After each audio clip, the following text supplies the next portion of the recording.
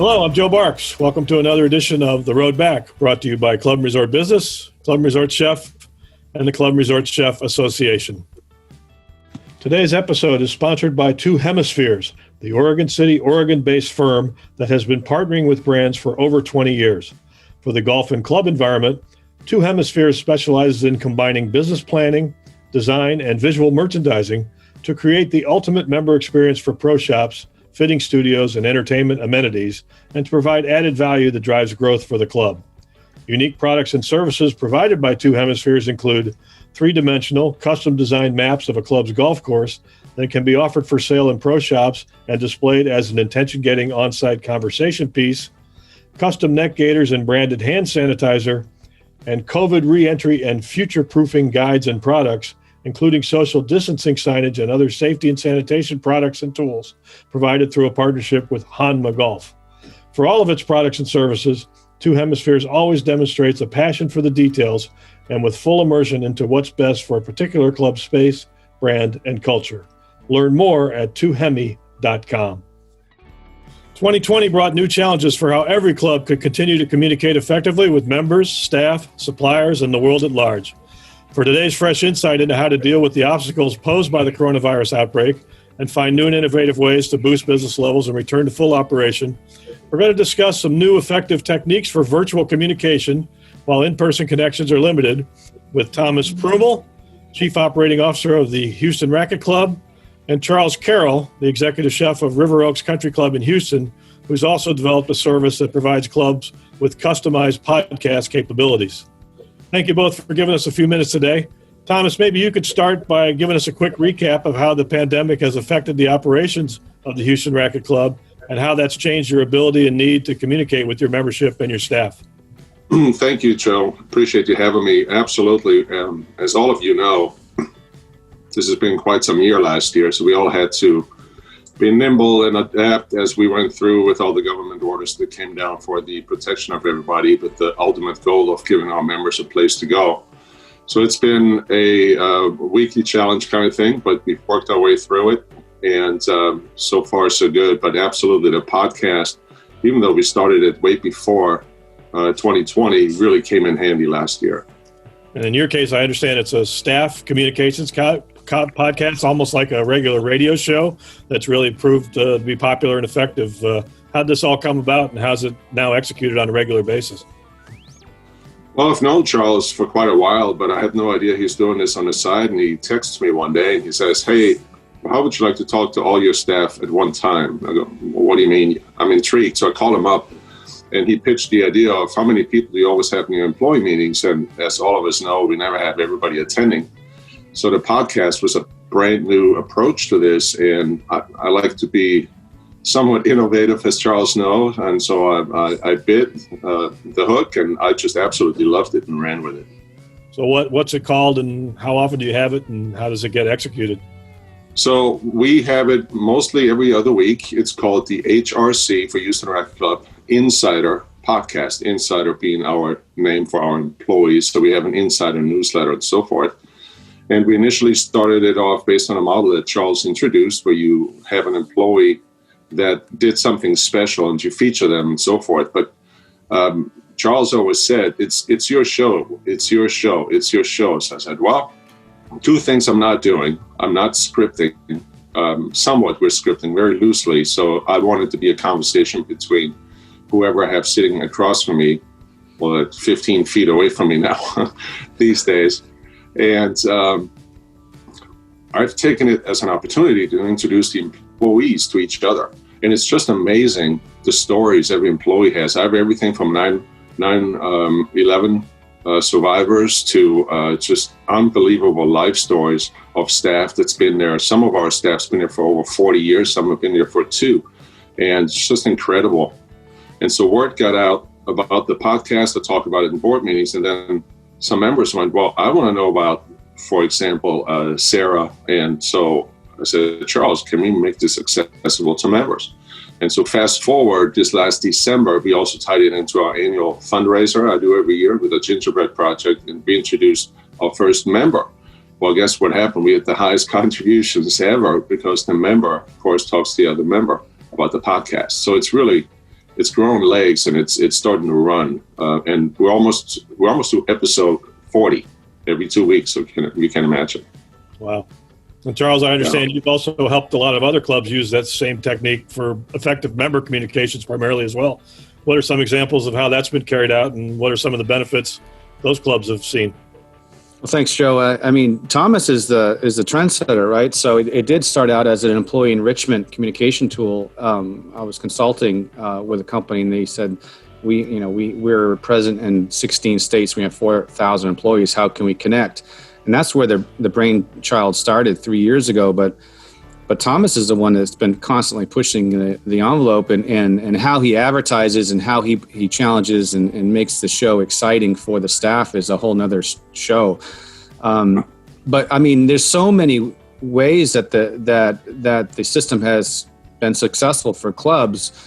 I mean, we have a club now that's using it as a communicational tool for. They're doing a big renovation, and we all know how popular renovations can or cannot be at clubs. And so they use it as an opportunity. I want to say town hall, but I mean, imagine bringing in all the experts you need for a renovation. And so then, the members can thoroughly vet out and hear from everyone on why things should be done and how they're about to be done. So that was been a big thing. And then it's kind of a virtual newsletter, right? So in many cases, you can tell everything that's going on in the club, as well as recognize the employees for some amazing things they've done. And again, Thomas is a great example of that. Storytelling sells, right? So members love to hear about these employees, and employees love to hear the stories as well. It's a great way to recognize them. And then we also have a club that, I mean, all clubs are enriched with history, right? And so what a way to memorialize some of these stories for some of these members that have been members for 50 years. I mean, when are you going to get those stories again, or memorialize them and have them on audio? And I've heard some stories that have just been tear-jerking, but maybe those stories wouldn't have been told in the way that they were through these interviews, and now they're captured forever. So, I mean, there's so many ways that the show has been used, but virtual communication has changed forever, right? And unfortunately, things may not get back to normal till Q3, Q4, who knows? And podcasting fits everyone's schedule, right? They can turn it on, turn it off whenever they want. They can everybody's doing everything on their phone. Newsletters and emails are those clicks are down 11, 12, 14%. Now members can actually virtually learn all of this and all of the above via the podcasting and through their phone. How's someone get started with this, Charles? I mean, can they try and do it on their own, or do they really need some expertise? Well, and equipment. Everything is Google, right? But I started podcasting, I think it was 4 years ago, and I can honestly tell you, it's not as easy as they say it is. But the system that Thomas is using and a lot of the clubs are using is private, right? It's private podcasting. That's a whole nother gamut. So it's I'm sitting in our studio downtown Houston right now, and there's a lot to do with it. We have a team of 10 employees, and so we try to make it so we want clubs, we want whoever the client is to, all we want them to worry about is the interview and making it great, and then we take care of everything else. So obviously that's what we do, but podcasting is the fastest moving medium there is right now. It's growing by 20% a year. So for sure you can do everything via Google, but there's a lot of hoops to jump through for the private podcasting. Thomas, do you have someone from your communication staff that you've sort of assigned the main duty for this, or how have you really sort of set it up to be structured now and a regular part of your technique? Well, as all of us know, you surround yourself with people smarter than you, and I have a rock star. I have a rock star communications director, Lindsay Tafoya, and she kicked this thing off with me. Former U of H student came through. She's just the prime example of a club career person that's focused on the right things. I'm lucky enough to have her at the Racquet Club right now. I'm not going to be able to keep her. But she is just not just visually very creative. She has all these ideas, and she helped me kick this off, including getting me the right equipment, getting Charles' assistant coming over to set up my office. My office looks like a studio. I got 4 microphones set up, and members come in and ask questions. Oh, can I get on? But Lindsay was instrumental. Now it's handed over to another position I have at the club, which is a director of training and development. And so we identify every other week or so, hey, who do you want to feature first if something happened at the club that needs to be coming up? I get comment cards from members. I save them, and then I read them online. And now what I'm doing is I invite the members in to just, hey, here's the employee you wrote a comment card about. Why don't you read about it? And let me get back to what Charles said earlier. One of the most powerful ones last year, and Charles, I'm sure you would agree, one of my earliest podcasts was our front gate security guard, and Roman Polidor. And Roman unexpectedly passed away last year, and it was just a very sad time for all of us. And the podcast, we rebroadcasted it as part of a special podcast, and everyone, including his wife, his family, were just so appreciative of hearing his voice again. And it was just a very emotional moment. So it's a very powerful tool. It absolutely is. Well, as Charles said, we're not quite sure when we'll ever get back to normal. We certainly hope that'll be the case. But assuming that does happen, will this change, how you approach member and staff communications going forward? No, my son always tells me I'm going to make a great grandfather because I keep telling the same stories over and over.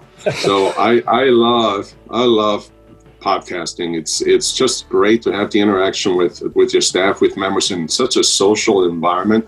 It's kind of amazing how people let their guard down, but also they know it's important. They know it's on record. It's forever digital, and they show it to their families. They're very proud of it. I don't see this going away at all. It's just I don't see anything we've introduced during the pandemic last year with, online Zoom fitness classes and so forth. None of that's going away. So, no. Charles, you see that in the culinary side as well?